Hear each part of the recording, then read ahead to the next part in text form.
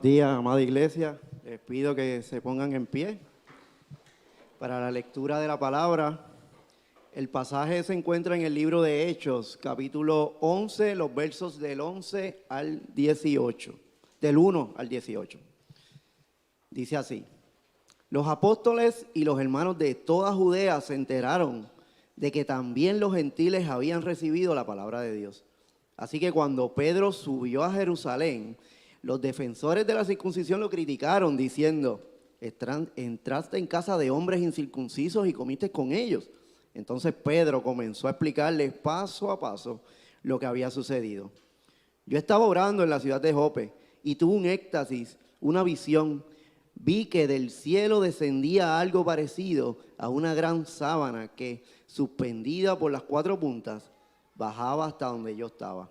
Me fijé en lo que había en ella y vi cuadrúpedos, fieras, reptiles y aves. Luego oí una voz que me decía: levántate, Pedro, mata y come. Repliqué: de ninguna manera, Señor, jamás ha entrado en mi boca nada impuro o inmundo. Por segunda vez insistió la voz del cielo: lo que Dios ha purificado, tú no lo llames impuro. Esto sucedió 3 veces y luego todo volvió a ser llevado al cielo. En aquel momento se presentaron en la casa donde yo estaba 3 hombres que desde Cesarea habían sido enviados a verme. El Espíritu me dijo que fuera con ellos sin dudar. También fueron conmigo estos 6 hermanos y entramos en la casa de aquel hombre. Él nos contó cómo en su casa se le había aparecido un ángel que le dijo: manda a alguien a Jope para hacer venir a Simón, apodado Pedro. Él te traerá un mensaje mediante el cual serán salvos tú y toda tu familia. Cuando comencé a hablarles, el Espíritu Santo descendió sobre ellos, tal como al principio descendió sobre nosotros.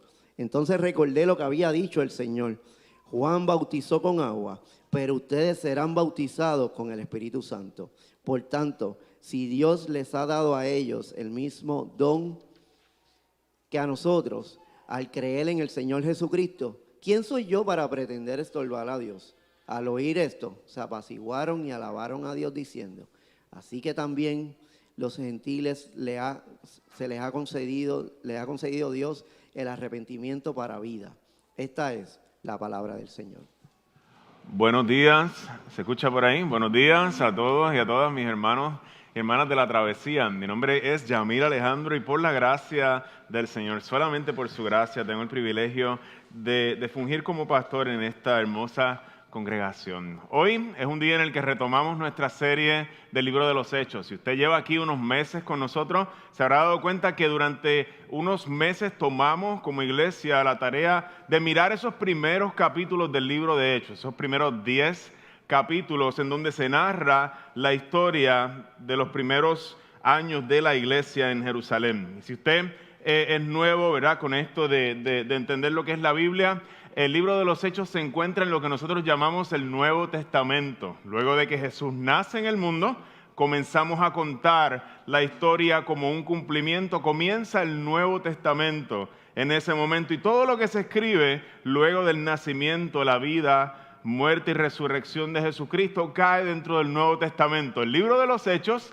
es el libro que viene justo después de la vida de Jesús. Jesús asciende al cielo luego de haber resucitado y se quedan sus discípulos. ¿Y ahora qué?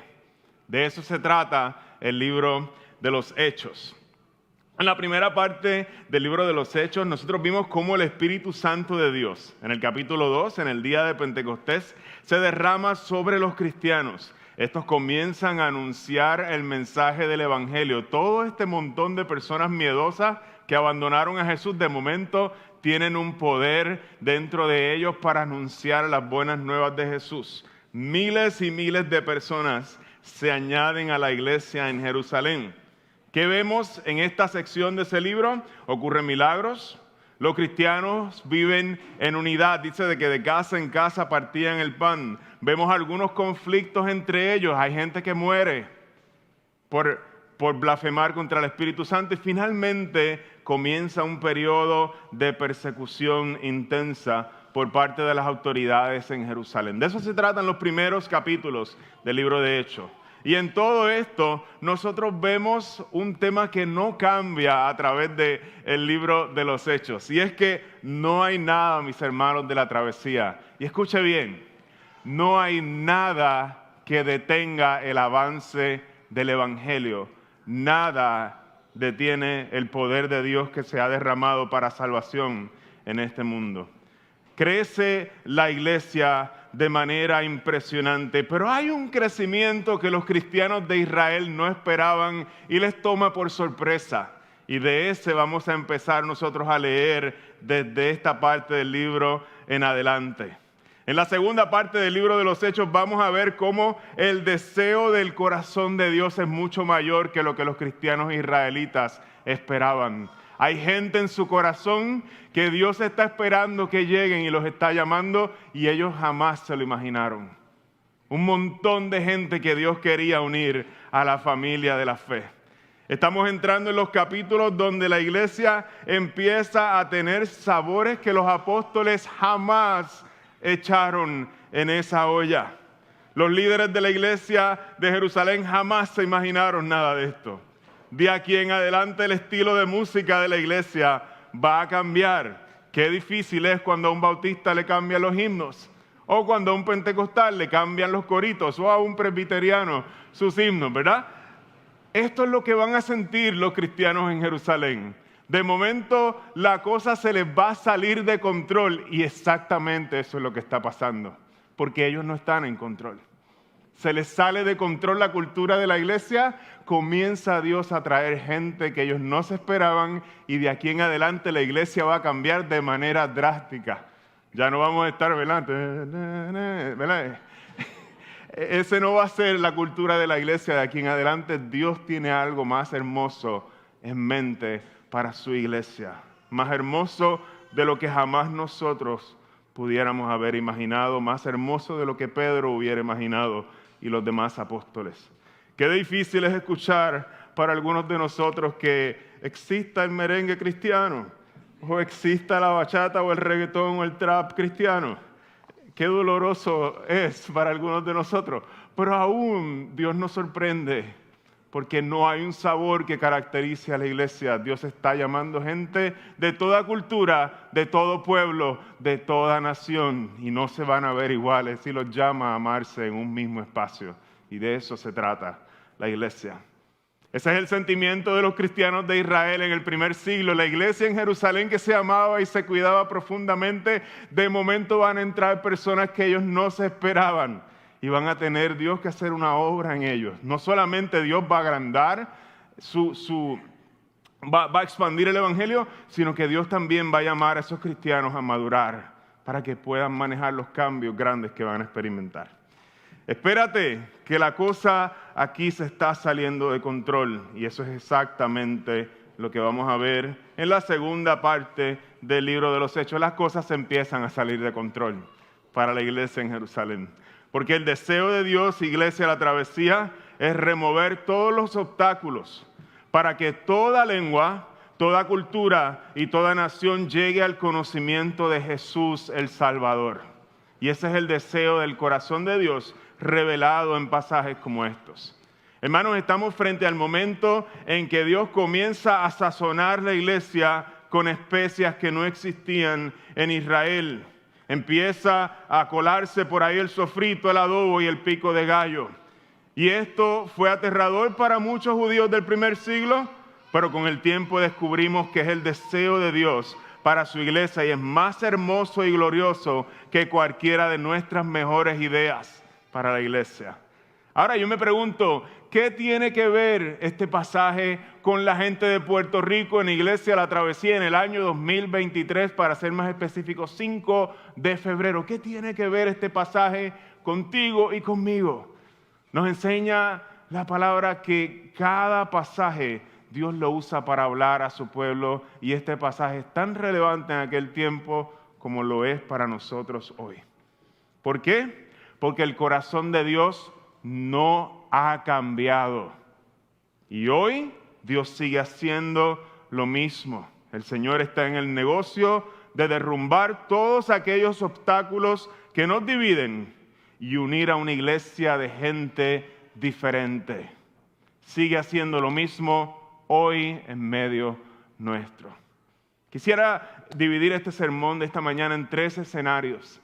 Pedro está contando la historia de algo que pasó en su viaje a Cesarea y se lo está contando a gente que lo recibe en Jerusalén. ¿Acaso no predicamos ya ese pasaje? Pareciera que sí, pero este pasaje sale 2 veces, una corrida detrás de la otra, de tan importante que fue para la iglesia primitiva.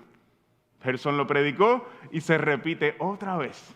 Y estos 3 escenarios, el primero en Jerusalén, cuando Pedro regresa a dar testimonio de las cosas que han pasado. El segundo escenario es Jope, donde Pedro recibe la visión. Y el tercer escenario es Cesarea, donde vive Cornelio y su familia, aquellos que reciben el Espíritu Santo y que no eran parte del pueblo de Dios, ni nadie se lo esperaba. Quisiera invitarles a mirar los primeros versos de este pasaje. Cuando Pedro comienza a contar la historia, nos dice que los apóstoles y los hermanos, no solo los hermanos, sino los apóstoles y los hermanos de toda Judea se enteraron de que también los gentiles habían recibido la palabra de Dios. Así que cuando Pedro subió a Jerusalén, los defensores de la circuncisión lo criticaron diciendo: entraste en casa de hombres incircuncisos y comiste con ellos. El lugar es Jerusalén. Todo el mundo se ha enterado del chisme. Pedro, el apóstol, uno de los principales pastores de la iglesia en Jerusalén, se va de viaje y cuando está de viaje hace cosas que nadie se esperaba. Tú y yo hemos escuchado esas historias. Y adivinen qué estaba haciendo.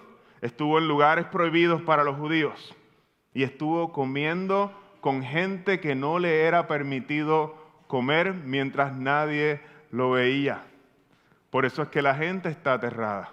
No le preguntan sobre el bautismo, no le preguntan sobre cómo Dios había recibido a los gentiles. Hay una queja en ellos. Tú estabas en casa de hombres incircuncisos y comiste con ellos. Eso es lo que pesa dentro del corazón de los cristianos en Jerusalén. Están indignados. Pedro se fue de viaje mientras nadie lo veía y no guardó allá su testimonio.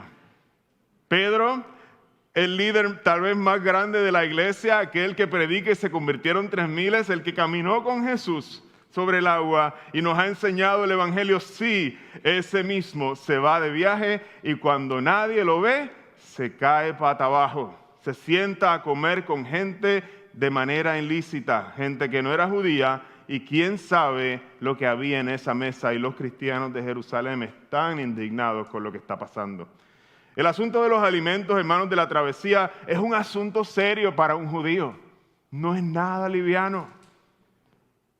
Lo que aquejaba a los judíos no es que recibieron el Espíritu Santo los gentiles y fueron bautizados, como les decía, es que Pedro entró a casa de un gentil y se sentó a compartir la comida con ellos. Y quién sabe lo que había en esta mesa. ¿Y de dónde viene todo esto? ¿De dónde sale? ¿Acaso los creyentes judíos están inventando algo? ¿Están creando reglas que no existen? Y yo quisiera que nosotros pudiéramos mirar en el Antiguo Testamento, Levítico 20, el 24, 25 y 26. Las palabras que el Señor les da a los israelitas justo antes de entrar a la tierra prometida. El contexto es importante. Yo soy el Señor su Dios, que los he distinguido entre las demás naciones. Por consiguiente, también ustedes deben distinguir entre los animales puros y los impuros, entre las aves puras y las impuras. Sean ustedes santos, porque yo, el Señor, soy santo. ¿Y cómo van a ser santos? Los he distinguido entre las demás naciones para que sean míos. Lo que les está diciendo el Señor es que ustedes tienen que ser diferentes a las naciones. Cuando ustedes entren a la tierra prometida, allí va a haber un montón de rituales de comida, allí se van a hacer un montón de sacrificios a dioses falsos, allí va a haber un montón de cosas, pero ustedes tienen que hacer distinción entre todas las cosas impuras y permanecer santos y fieles en medio de un lugar que está lleno de un montón de atracciones diferentes. Por eso es que el contexto es importante. Las reglas alimentarias a Israel le iban a servir para enfatizar un principio muy importante que Dios no ha dejado de enfatizar para nosotros, aún creyentes del Nuevo Testamento, y es que la gente de Dios necesita ser diferente en el lugar donde esté. Necesita abrazar a Dios en el lugar donde esté y necesita parecerse a Dios en el lugar donde estén. Este es el principio detrás de las reglas de alimentos. Así que lo que están diciendo los judíos cristianos tiene cierto peso. Se puede validar con la palabra de Dios. Pero veamos a ver cómo sigue la historia. El segundo escenario en el que nosotros nos movemos al Pedro contar la historia es el escenario de Jope. Cuando ellos vienen en Jerusalén a cuestionarle a Pedro por qué le hizo las cosas que hizo, él se mueve a Jope primero. Le dicen, déjenme contarle lo que pasó. La ciudad de Jope es una ciudad ubicada entre 30 y 40 millas al noroeste de Jerusalén. Jope se posa en lo alto de un acantilado con vistas al mar Mediterráneo y sirvió como la principal ciudad portuaria de Jerusalén. ¿Y qué es lo que ocurre allí en esa ciudad frente al mar? Pedro les dice a sus hermanos de la iglesia en Jerusalén, yo estaba orando en la ciudad de Jope y tuve en éxtasis una visión.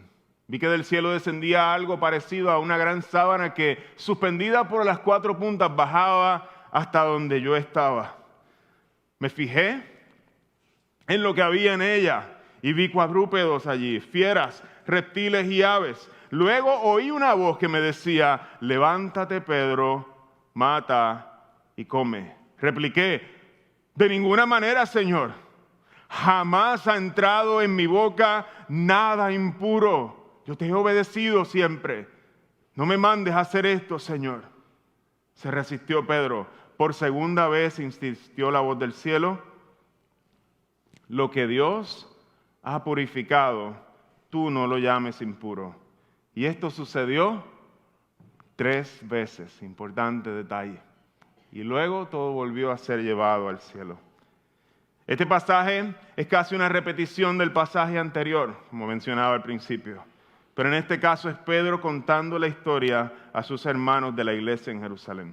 Los eventos importantes que marcan la historia se cuentan en la Escritura a veces más de una vez. La conversión de Saulo se cuenta 3 veces en el libro de los Hechos. Con la escasez de papel o medios para escribir, aún así de importante era que se gasta el medio necesario para contarla más de una vez. Así es también cuando el Señor da su ley en Éxodo 20, también la escriben de nuevo en Deuteronomio capítulo 5. Los eventos importantes en la Escritura se escriben muchas veces más de una vez, aun cuando hay escasez de medios para escribir. Es de suma importancia que nosotros entendamos el significado de esta visión.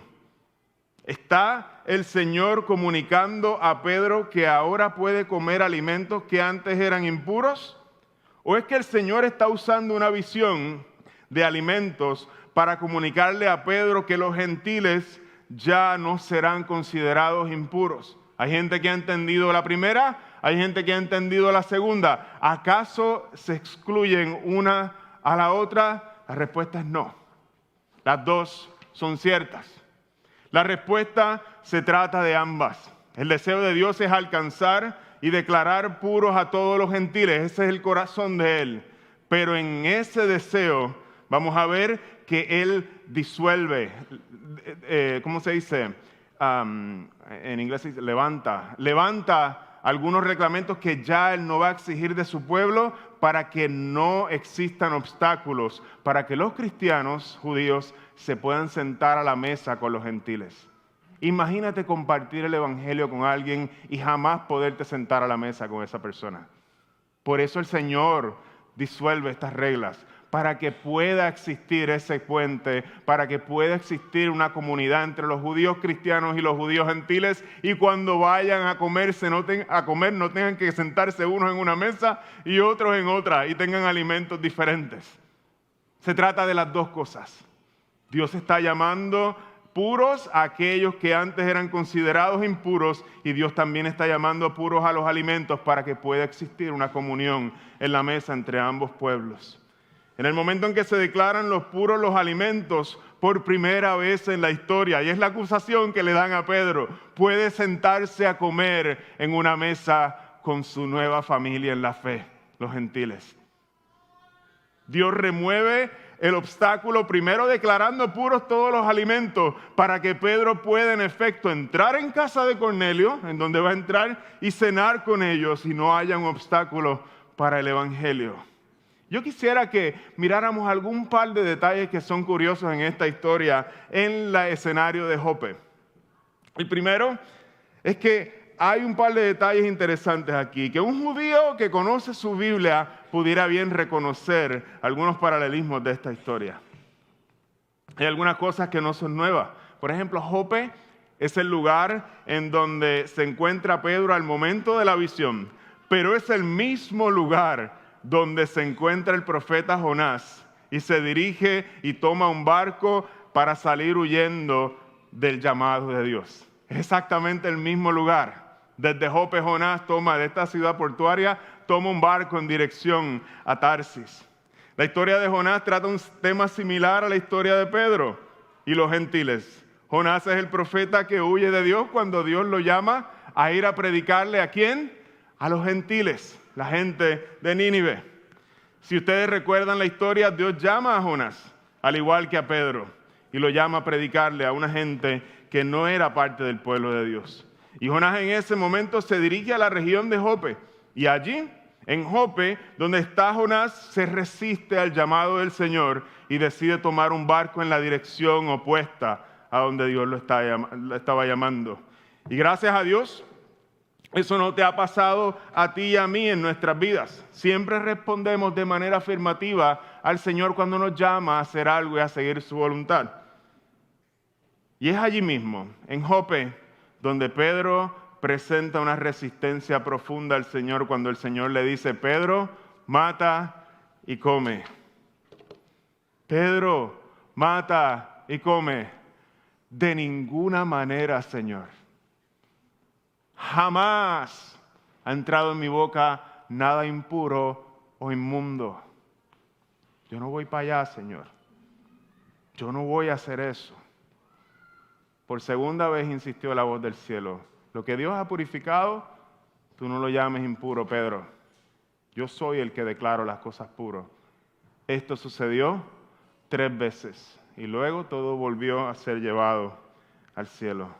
Hermanos de la travesía, 3 veces tiene que Dios darle a Pedro e insistirle a Pedro para que su corazón baje sus defensas cuando Dios lo está llamando a hacer algo.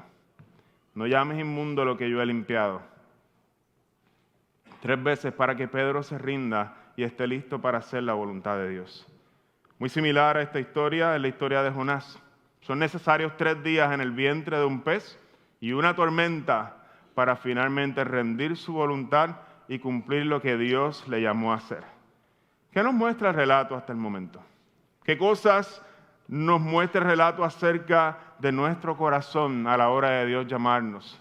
¿Qué cosas nos muestra el relato acerca del corazón de Dios por alcanzar a aquellos que están lejos? Seguir la invitación del Señor va a incluir en muchos casos, y esto es bien importante, hermanos de la travesía, esto está en el corazón de este pasaje, romper mis paradigmas, acercarnos a lo desconocido, donde temblamos y nos tiemblan las rodillas, ahí Dios nos va a llamar en algunos momentos.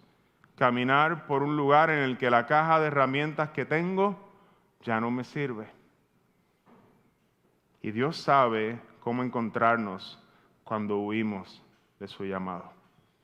Hay una canción que me fascina de Santiago Benavides que dice: gracias por Pedro, gracias por Jonás, gracias también por la mula de Balaán, gracias por ser experto en soportar a los que no somos tan buenos, sin embargo pretendemos hablar de ti a la humanidad. El Señor es experto en escoger gente testaruda de corazón y llevarlos a hacer su voluntad. Y Santiago Benavides canta y dice: ese soy yo que me tienes que empujar, pero aquí estoy, Señor, ayúdame en mi debilidad. ¿Eres ese tú? Nos recuerda que Dios es paciente con sus hijos. Escogió a Jonás con lo testarudo que era. Escogió a Pedro con las resistencias que puso en su corazón. Escoge gente que no tiene una gran fe. Y esto nos recuerda que Dios es quien va a ayudarnos. Como un Padre amoroso va a derribar nuestra resistencia y nos va a dirigir al lugar donde Él quiere llevarnos. Y nos lleva a deleitarnos en medio de eso, en su amor y en medio de aquello a lo que nos ha llamado. A nosotros a veces nos gusta empujar a la gente cuando están en medio de sus procesos. Quisiéramos que nuestros hijos cambien de manera inmediata. Quisiéramos que a ese compañero de trabajo empujarlo, vamos a darle la ayuda para que salga de ahí. Quisiéramos un padre, una madre, un hermano, una persona en la familia, una persona en la iglesia y los queremos sacar de ahí y coger los procesos y empujarlos y empujarlos. Y nos recuerda un relato como este, que Dios sabe encontrarnos cuando huimos. Él sabe cómo lidiar con nosotros. Y hay veces donde nosotros vamos simplemente a tener que confiar en Él y poner las cosas en sus manos. Dios sabe cómo encontrarnos cuando resistimos su voluntad. Con Jonás usó una tormenta y un pez. Con Pedro usó una visión para derribar sus defensas. Con el hijo pródigo usó un beso y un abrazo para desmoronarlo. Él sabe cómo encontrarnos y traernos de vuelta a caminar con Él. Y nunca va a ser igual para ninguno de nosotros. Él sabe cómo encontrarnos cuando huimos. Sabe cómo encontrarse con tus hijos. Sabe cómo llegar a su corazón. Sabe cómo encontrarse con aquel amigo familiar que hace tiempo abandonó la fe. Él sabe ayudarnos en nuestras debilidades y llevarnos a caminar en el camino que tiene preparado para nosotros. Quisiera movernos a la próxima sección, al tercer escenario. Hemos mirado Jerusalén, donde Pedro llega y el chisme se ha regado y Pedro tiene que traer a la gente para explicarles. El segundo escenario es Jope, donde Pedro recibe la visión, se resiste al Señor, al igual que lo hizo Jonás, pero el Señor lo vence. Y vamos a llegar ahora en esta narración a Cesarea, que es el tercer escenario. En los últimos versos, Pedro continúa contándole a los judíos la historia de lo sucedido. Y ahora la historia nos lleva a Cesarea. Cesarea era una ciudad recientemente fundada por Herodes. Usted la mira por allí, en la partecita de arriba. Recientemente fundada por Herodes el Grande, que se había convertido en el centro de gobierno romano de toda la región de Judea. Este era un lugar muy importante. El mapa no tiene colores, pero esa rayita digamos, la rayita más a la izquierda, de ahí para allá, eso es un mar. Digamos, la tierra está en este lado. Está a unas 30 millas al norte de Jope, como pueden ver ahí.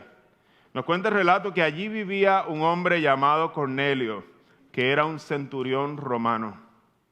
Cornelio era un hombre temeroso de Dios y lo que eso significa en arroz y habichuela era que este hombre amaba al Dios de Israel, se había convertido al Dios de Israel, pero no había tomado los pasos para convertirse en lo que llaman en un prosélito, una persona gentil que practica las leyes rituales de Israel, no se había circuncidado, es una de ellas, y no comía las mismas cosas que los judíos.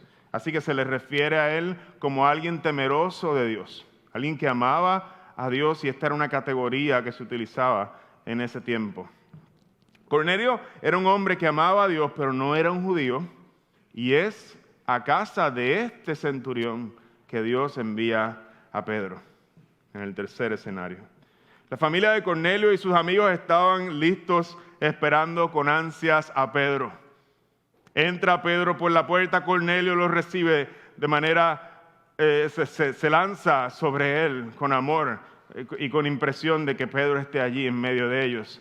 Y Pedro le advierte a la gente desde que llega lo siguiente. Ustedes saben muy bien que nuestra ley prohíbe que un judío se junte con un extranjero o lo visite. Esas son las primeras palabras de Pedro cuando entra por la puerta. ¿Sabe? Él está poniendo los puntos claros. Yo estoy aquí por puro compromiso. Yo no estoy aquí por gusto. Yo estoy aquí cumpliendo lo que me mandaron. Pero Dios me ha hecho ver que a nadie debo de llamar impuro o inmundo. Él está todavía aprendiendo la lección. Es algo nuevo, su paradigma se está rompiendo y él tiene la necesidad de ser claro cuando entra en esa casa. Y algo bien importante es que fueron con él 6 hermanos y entramos a la casa de aquel hombre. Pedro necesita que los judíos de Jerusalén, cuando él le cuenta la historia, y no estaba yo solo, fueron conmigo 6 más, ¿ok? Y ellos pueden dar testimonio de lo que pasó allí. Es bien interesante los detalles que él incluye a la hora de dar el reporte a los cristianos de Jerusalén, porque esto no es una cosa liviana lo que está pasando aquí. Nos dice el verso 15 en adelante: cuando comencé a hablarles, él hablándole a la gente de Jerusalén, contándole la historia, el Espíritu Santo descendió sobre ellos, tal como al principio descendió sobre nosotros, de la misma forma. Y entonces recordé lo que había dicho el Señor. Juan bautizó con agua, pero ustedes serán bautizados con el Espíritu Santo. Pedro continúa: por tanto, si Dios les ha dado a ellos el mismo don que a nosotros al creer en el Señor Jesucristo, mi gente, ¿quién soy yo para pretender estorbar a Dios? ¿Qué aprendió Pedro por medio de esta experiencia acerca de Dios? ¿Y qué podemos aprender nosotros acerca de Dios y de su corazón por medio de esta experiencia? Hermanos, el corazón de Dios, como bien decía Johnny hoy en la liturgia, está revelado en su palabra para que nosotros lo conozcamos y podamos reconocerlo hoy en medio nuestro. Pedro pudo ver cómo Dios ama profundamente a los gentiles, a gente que no era del pueblo escogido. Cómo Dios deshace y derriba leyes que Él mismo había creado para que ya no existan obstáculos, y cómo derrama su espíritu sobre ellos. Hasta el momento los gentiles tenían que judaizarse para llegar a participar de la iglesia, pero Dios rompe esta práctica para siempre. Nunca más será de esa forma, decide el Señor. El deseo de su corazón es que no exista ningún obstáculo para que la gente de otros pueblos y otras naciones lleguen a Él. ¿Te das cuenta por qué eso es importante para ti y para mí hoy? Porque gracias a este acontecimiento del primer siglo, los cristianos dejaron de predicarle solamente a los judíos en todas las ciudades y empezaron ¿a qué? A hablarle también a los gentiles por primera vez. Porque descubrieron que el corazón de Dios se está derramando por ellos y ellos se alinearon a la voluntad de lo que Dios estaba haciendo en ese momento. Y comenzaron a anunciarle el Evangelio a todas las personas sin excepción, sin discriminar. Gracias a este acontecimiento, los creyentes han podido conocer el corazón de Dios y han hecho lo indecible para traer el Evangelio a todas las naciones de la tierra. Gracias a esto, hermanos se sacrifican, viajan a países donde nadie les conoce, donde no hablan el idioma, donde no conocen la cultura, aprenden otros idiomas, otras culturas, salen de su comunidad, salen de su comodidad, porque han entendido que el corazón de Dios es que el Evangelio llegue a todas las naciones y a gente que son diferentes a ellos. ¿Entiendes por qué es importante que esto pasara? Porque si no, no llega a ti ni a mí el Evangelio. Se queda en Israel y no llega a Puerto Rico ni a ninguno de nuestros países. Esta gente conoció que en la mesa y en el corazón de Dios hay un lugar para todas las culturas, para todas las naciones, y esto es esencial para nosotros como iglesia, porque Dios no ha cambiado y todavía hay obstáculos en medio nuestro que no permiten que otras personas les llegue el mensaje del Evangelio. Hermano de la travesía, es sumamente importante que tú y yo, al igual que Pedro, conozcamos cuál es el corazón de Dios en nuestra generación y en nuestro tiempo, y que nuestra iglesia refleje ese mismo deseo que hay en el corazón de nuestro Padre, y que lo pongamos por práctica, porque Él nos ha alcanzado por gracia a nosotros, nos ha hecho partícipes de una mesa por la sangre de su Hijo amado, y nosotros no podemos más que responder haciendo lo mismo con nosotros y dejando que otros lleguen, quitando todos los obstáculos que podamos quitar del camino. En ese día Dios se deshizo de las reglas de alimentos para siempre. Se puede comer un lechoncito asado ahora. Ese día Pedro disfrutó de la libertad de sentarse con gente diferente a él en la mesa y comer alimentos que jamás habían probado sus labios.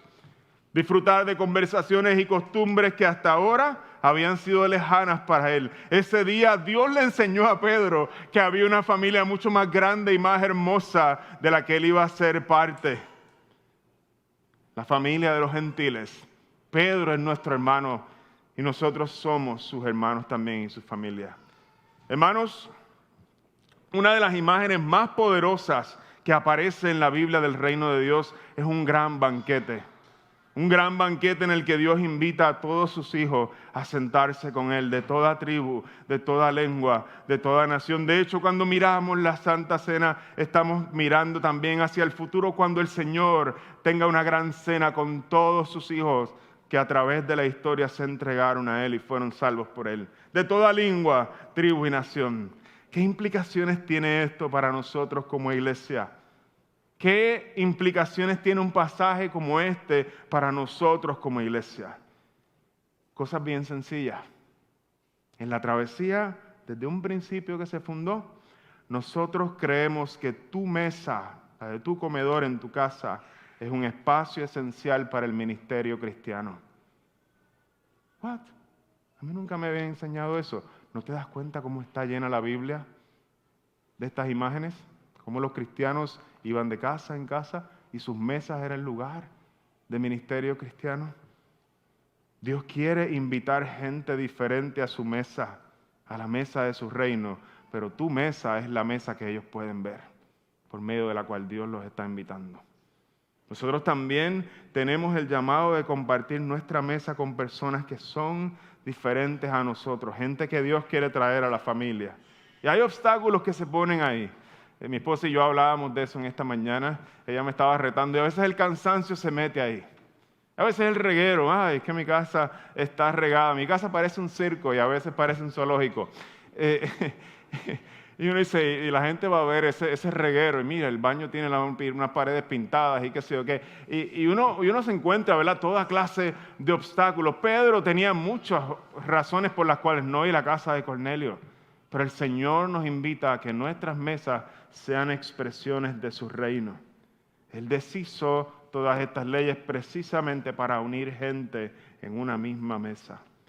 ¿Qué podemos hacer nosotros para responder? No son complicadas las cosas que Dios nos llama a hacer. No pases por iglesia la travesía sin disfrutar lo que Dios tiene para ti en la gente que tienes a tu alrededor. Y eso se descubre comiendo con ellos. Se descubre compartiendo el espacio y la vida con ellos.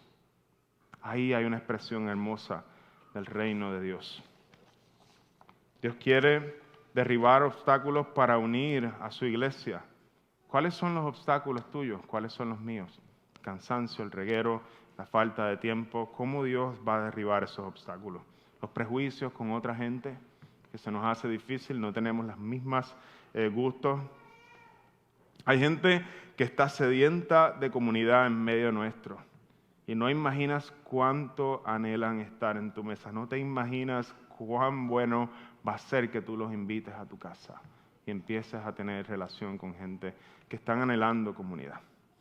Invita a los solteros de la iglesia, invita a los jóvenes, invita a otras familias, personas que no son cristianas. Este es el único momento en el que van tal vez a experimentar el amor de Dios. Y a veces nosotros somos bien buenos llenándonos de argumentos intelectuales para derribar argumentos en contra de la fe cristiana. Y se nos olvida que las razones para una persona no creer el Evangelio no son solamente intelectuales. De hecho, son principalmente personales y sociales. A veces tenemos una resistencia en nuestros corazones por un dolor que hemos tenido, una desilusión que hemos tenido con la iglesia, un dolor que hemos tenido con algún compañero cristiano y no queremos saber de eso. Y es en estos espacios. Y lo disfrazamos de razones intelectuales porque a uno le gusta verse inteligente. Y es en estos espacios donde Dios desarma muchas de nuestras barreras y comienza el Evangelio a tener un lugar donde puede florecer y se vuelve creíble algo que antes la gente no consideraba. Hay gente que está allá afuera de la iglesia y también necesitan experimentar el amor de Dios. ¿Y qué mejor lugar que en tu mesa?